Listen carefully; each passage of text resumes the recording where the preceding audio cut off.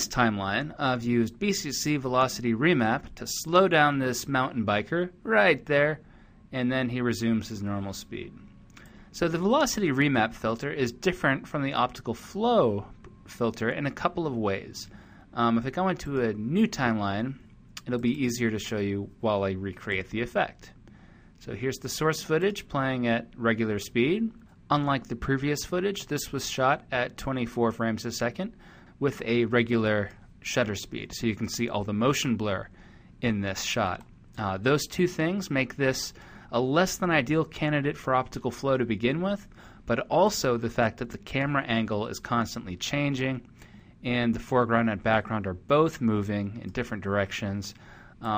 Creating new frames in between all these spots would not look good. So that's why I'm going to use Velocity Remap instead. Velocity Remap doesn't create new frames, it just uses frame blending, which means it's a lot faster than optical flow. For example, if I set this velocity to 30, notice how quickly I can just scrub the timeline and get a nice update here. This is another filter that you can apply to a filler track above your timeline. So let's show you how to do that again. So to make use of it, just make sure you change the source layer in the group here. So first below in this case, and then I'm all set. Okay, so what I'm going to do is slow him down just after he comes around this tree. I'm going to add a velocity keyframe there. This will be where he's slow, and then he will speed back up again at the end.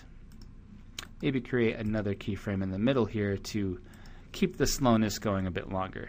So let's make him down to 30. It's a very short clip, so he's not going to be slow for too long. Now, if we look at the frames where he's slowed down, you can see frame blending going on, and that's what I mean. It's not creating new frames, it's just blending the first and next frame. Now, if you increase the temporal blur amount, you can pull in more frames. In this case, that gives us a very kind of blurry, disoriented look, or you can turn it way down to nothing.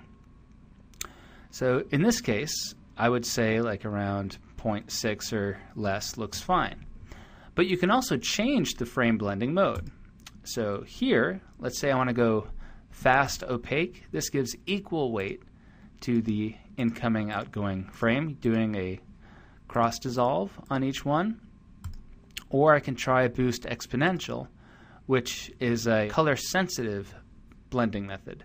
In this particular clip, boost exponential gives me a less than desirable result.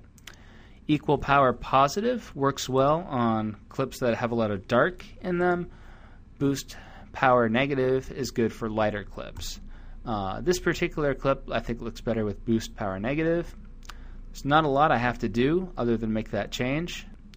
If I scrub through, I can see how it looks.